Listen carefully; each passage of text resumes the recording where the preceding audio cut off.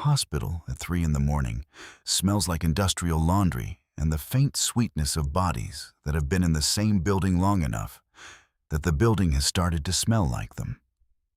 The overnight shift on the 3rd floor at Whitmore County smells specifically like those things. And also like the lavender hand cream the aide supervisor applies from a pump bottle at the station and the bad coffee from the 2nd floor lounge that drifts up through the elevator shaft. I know those smells exactly. I've been breathing them for 18 months. My name is Ruth Kellen. I carry bedpans. That's the job. I've been doing it for 18 months, and I do it well, which is not something I say with pride or without. It's information. They came for me at 0337, not through the main entrance, not through the ER bay. They came to the supply room on the 3rd floor, the specific room I was standing in. And the door didn't open. It went in, frame and all. 3 Delta Force operators came through it in 3 seconds. And the one who came through the center stopped when he saw me holding a stack of pillowcases in the amber half-light. And he looked at me. And then he looked at my hands. And then he said one word. Not a rank. Not a call sign. The name that had always been the only sufficient thing. Now, let me tell you how we got there. I chose the 3rd floor long-term care wing at Whitmore County deliberately and with care. I chose the aide classification deliberately and with care. Though I hold an active registered nursing license and could have requested placement at a level appropriate to it. I chose the night shift for the same reason I chose everything else about this arrangement. Minimum visibility, minimum attachment, minimum occasion for anyone to look closely at what they were looking at.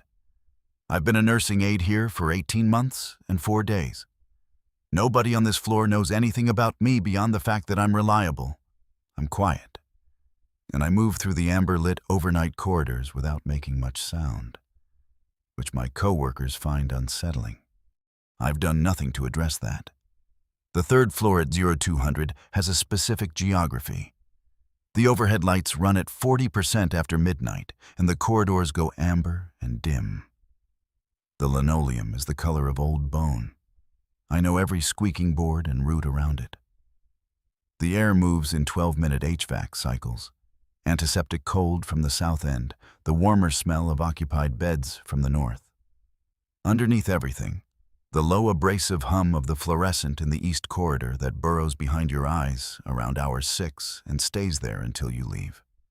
I catalog the exits on my first shift. 4.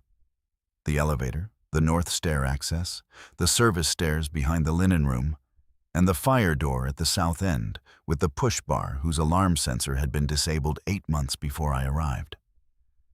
I'd confirmed this on my 2nd shift. I had not reported it. I'd filed it under known and useful and moved on, the way I'd been filing things for 18 months. To the overnight staff, the 3rd floor was quiet maintenance work. Vitals, repositioning, charting, the slow, careful labor of keeping 12 people stable until the day team arrived. To me, it was the professional equivalent of a stand-down. The operational silence between assignments. I had learned to exist inside stand-downs. I had decided this one was permanent. Director of Nursing Margaret Foss had put me here. That is the direct answer to the question of why a licensed RN was carrying bedpans at a county hospital in Harrisburg, Pennsylvania. 8 months ago, on the surgical floor, I flagged a contraindicated medication order. The order was wrong. A dosage combination that anyone paying attention to the chart interaction profile would have caught, which I was doing and which I did. I flagged it to the prescribing physician privately, with documentation, the way I'd been trained to handle errors that could be corrected before they required a formal report. The patient received the correct medication. The physician acknowledged the error in writing. Foss received a copy of that acknowledgement and determined that I had exposed a problem she would have preferred to remain contained, which meant she now had a problem that required a different kind of containment. "We value team players here, Ms. Kellen," she said when she called me in. She looked at her desk rather than my face, a technique I recognized. The administrative version of not granting someone your full attention. What I observed was someone acting outside her scope and creating a situation that reflected poorly on this department. "The order was contraindicated," I said. "The order was corrected," she said. "After you made it necessary to correct it publicly." She folded her hands. "Third floor, nights. Aid classification, pending review." I could have fought it. I had the documentation. I had the physician's written acknowledgement. I had the professional standing to request a formal review that would have ended in my favor in under a month.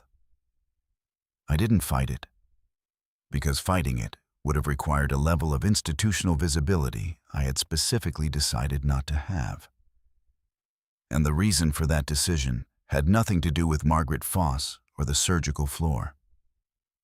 It had to do with a location in Syria in 2016 that I did not discuss with anyone, and a choice I had made in the aftermath of it, and 18 months of maintaining that choice, one quiet overnight shift at a time.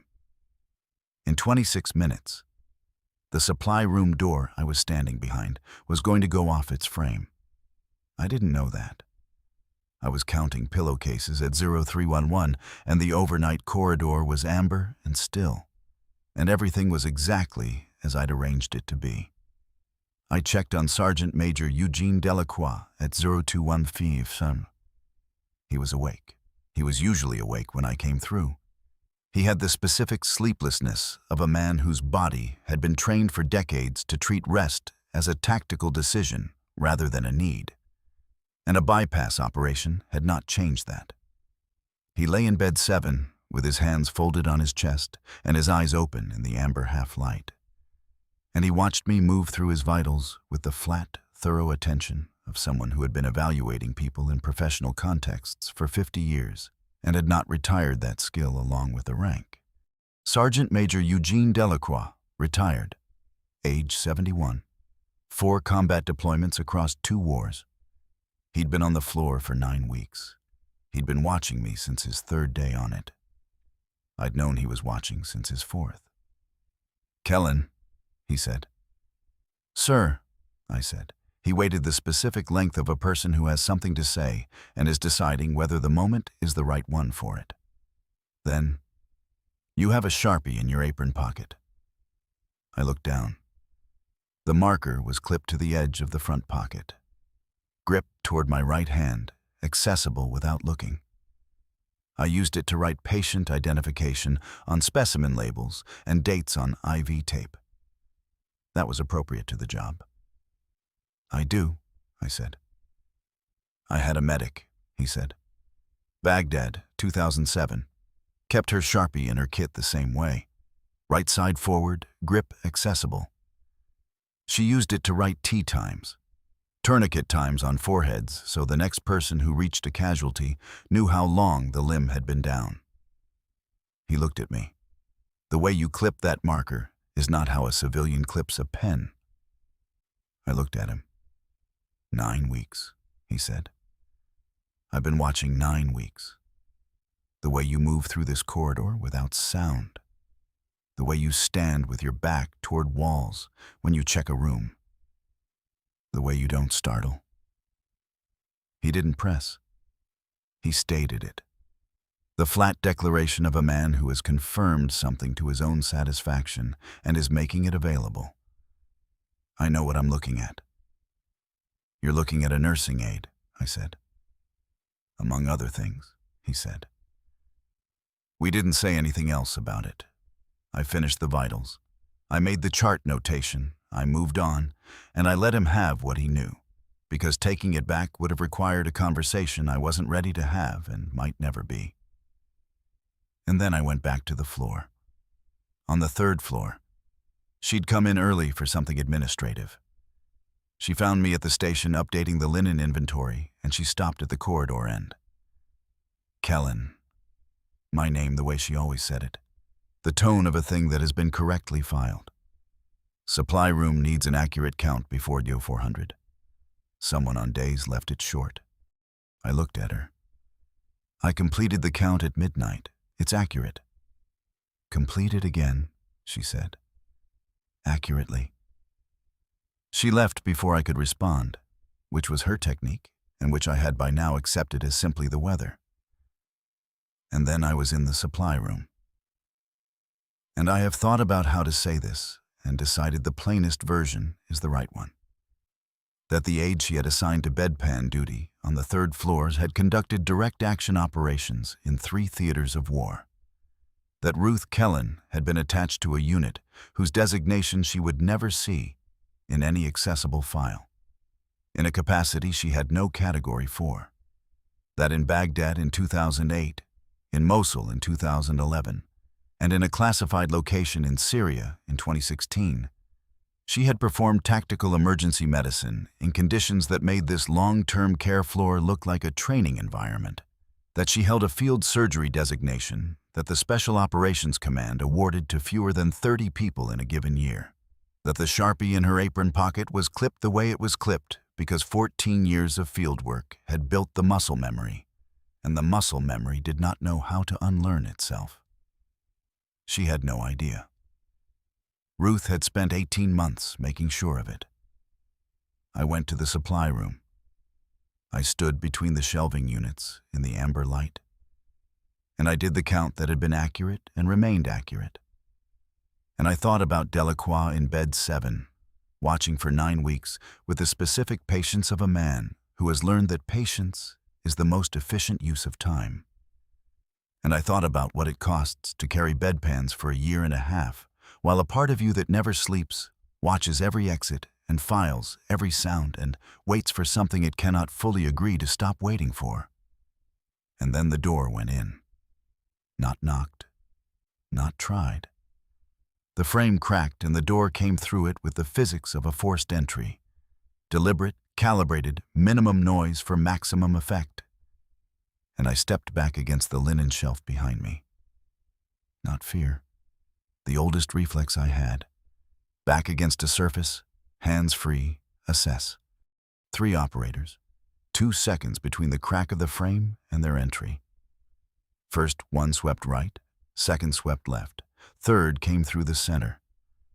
And I had the formation read before the door finished moving, and I set down the pillowcases instead of dropping them. Because dropping them was the wrong answer, and I knew it before I decided it. The 3rd operator stopped when he saw me. And then he looked at the pillowcases on the shelf.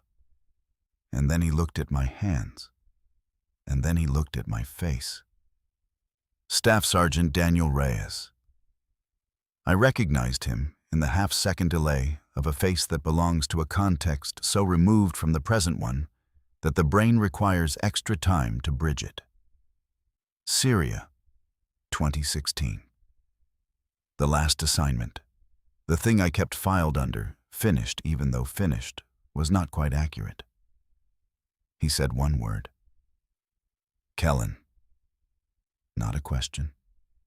A confirmed position. The tone of a person who was told she would be here and is now verifying it. And underneath the professional surface, the tone of someone who has not said this name in a specific number of years and is letting it carry everything attached to it. The word landed in the supply room like the weight it had always been. I had been a different size when that word last applied to me. I'd been trying to stay smaller than it for 18 months. Standing in the amber light of a supply room with a broken door and 3 operators and a stack of pillowcases, the effort of staying smaller than it suddenly required more energy than I had. And then I pushed off the shelf. Delacroix called it in, I said. Not a question. 6 days ago, Reyes said. Said he'd been watching someone on the 3rd floor. Thought we needed to know. A pause. Brief. Operational. He was right. 9 weeks. Delacroix had watched for 9 weeks and waited until there was a reason and then made the call, which was the most disciplined piece of professional judgment I had seen in 18 months of civilian work. Sergeant Major Eugene Delacroix retired, cardiac rehab, bed 7, had been the most operationally sound person on this floor since his admission. "What's the situation?" I said. My voice was different from what it had been. Not louder, sharper. The version that didn't ask. "Route 15 overpass, 2 miles north. Fuel tanker and a tour bus. 9 down, 6 critical. Our medic is committed to a chest case and I'm out of trained hands. The county ER has 3 bays and they're all burned." He looked at me. Not at my aide uniform. Not at the pillowcases. At me. "I'm not here because you're available. I'm here because you're you." I looked at my hands. They were what they had always been. The steady that comes from years of having the thing you were asked to do require it. 14 years of field work had made them patient. 18 months of carrying bedpans had kept them that way. They had been ready every day for 18 months for something nobody had asked them to do. "I'm not who I was anymore," I said. "I've been an aide for 18 months. "I know," Reyes said. "There are 6 people on Route 15 who don't have 20 minutes. I looked at the Sharpie in my apron pocket. Right side forward. Grip accessible. The way a medic carries it. And then I untied the apron strings. And then I was moving. I heard the aircraft before we reached the scene. Through the vehicle windows, from the south, coming in fast. The heavy low pulse of an MH-60M Blackhawk. Not the frantic high-frequency whine of a civilian medevac, but the measured, controlled beat of a platform built for a different category of mission. It was heading for Route 15. I watched it through the windshield and identified the modification package by the tail rotor configuration and the external stores profile, and I filed it away without deciding to. Because after 14 years, the habit of filing was indistinguishable from breathing. The scene was what it was. Fuel tanker jackknifed on the overpass, tour bus impact from the right rear, the bus's forward section compressed and multiple casualties from the emergency exits. Reyes's team had established a casualty collection point in the road median. Patients sorted. Tourniquet times already marked on foreheads in black marker by whoever had gotten there first. Ambulatory patients on the far side holding the perimeter. The team medic, Vasquez. I knew her face from a different context, a quieter one. Was fully committed to a penetrating chest case, and she looked up when I came through the entry point, and what was on her face was the specific expression of someone who has been running 2 jobs alone and has just been given back one of them. "Junctional," she said, without preface. "Gray vehicle, second in, right groin, high anatomy, TQ inaccessible." She was already back on her patient. To the county first responders on the outer perimeter, this scene was organized chaos. More patience than resources, more complexity than their training parameters covered. A Delta Force element running a field CCP in their road median. To me, it was a problem set. There was a worst thing, a second worst thing, and a path between them. I knew the path. I'd known it for 14 years. I went to the junctional patient, male, late 50s, arterial hemorrhage from the right groin at a level that placed the vascular source above the inguinal ligament, making a standard tourniquet mechanically inaccessible. Junctional hemorrhage. The injury that ends people who reach hospitals alive because nobody applies the correct intervention in the first 8 minutes. I had applied it in Mosul in 2011 in a car park with no light, and a patient who kept apologizing for the inconvenience. And I had applied it twice more in circumstances I don't describe. And the technique lived in my hands at a level below conscious thought. I found the anterior superior iliac spine. 2 fingers, angled to compress the common iliac artery against the pelvic rim, specific sustained pressure, enough to reduce the arterial flow to a rate that would allow the clotting cascade to engage. The bleeding at the groin went from pulsatile to controlled in under 5 seconds. "Tracking iliac compression," I said to the field. "Time 0. 45-second minimum hold."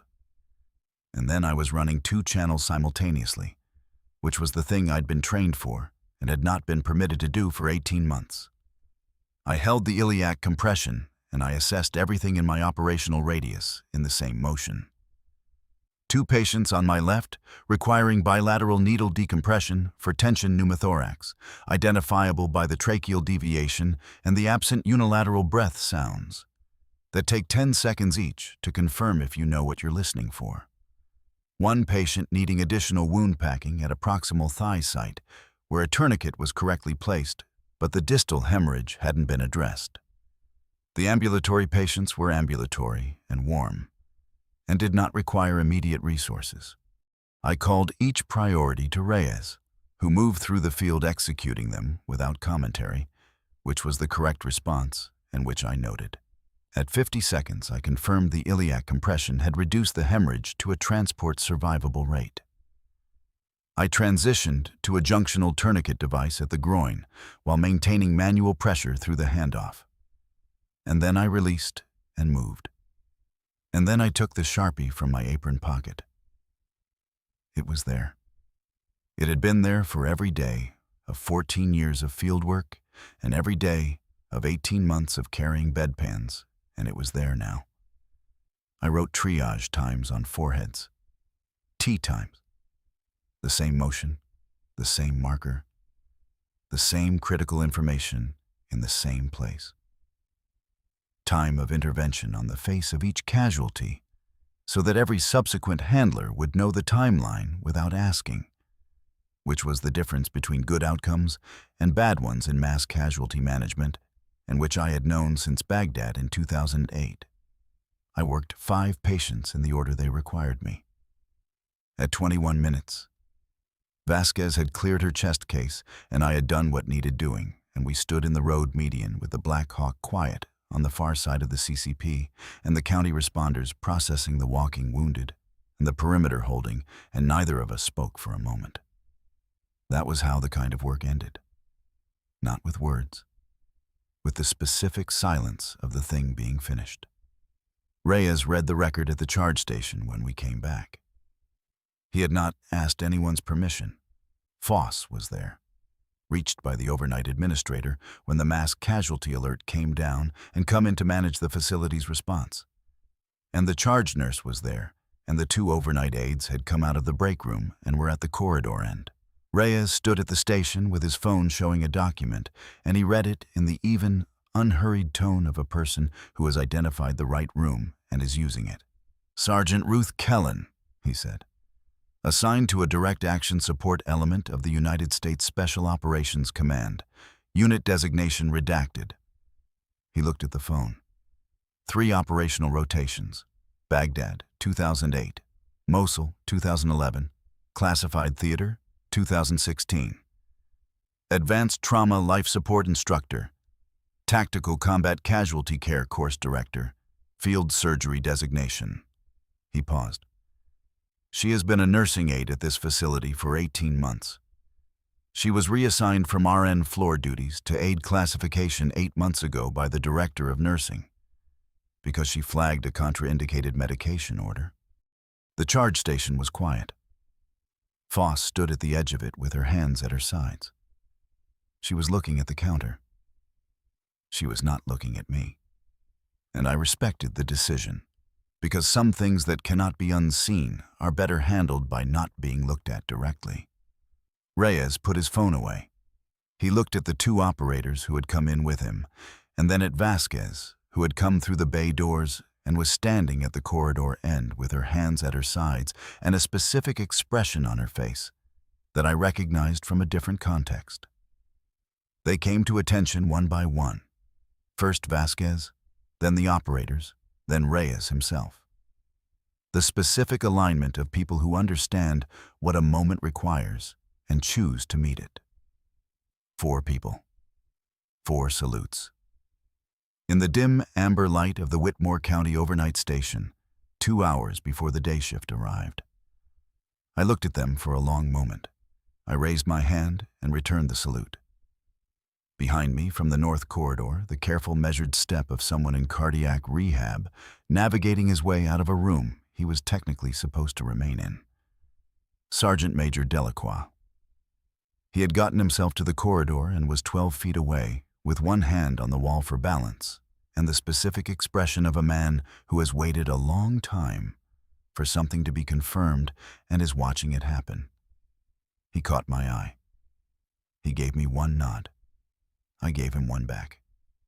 Some conversations don't require words. That was one of them. I went back to the supply room and picked up the pillowcases I had set down when the door went in. The frame was broken. I noted it in the incident log. Supply room door damaged, 3rd floor north, requires maintenance. And I recorded the time. Then I went back to the floor. Bed 4 needed repositioning. Not because Foss had said so, and not because of anything that had happened in the last 2 hours.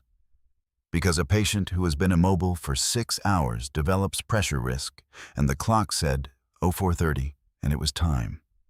I did it correctly. I made the notation. I moved on. At 0600, Reyes found me at the station. He stood at the far end of it, at a distance that communicated something professional rather than personal, and he said, "The option exists, if you wanted. No obligation, no timeline, just the option." I looked at the corridor, the amber light, the 12 occupied beds, the Sharpie in my apron pocket, triage times on 5 foreheads on Route 15, the same marker it had been in every apron pocket and every kit for 14 years. "I know," I said. "Let me think." He nodded. He didn't press. He left the way operators leave, efficiently, without ceremony. I stayed at the station until 07:30.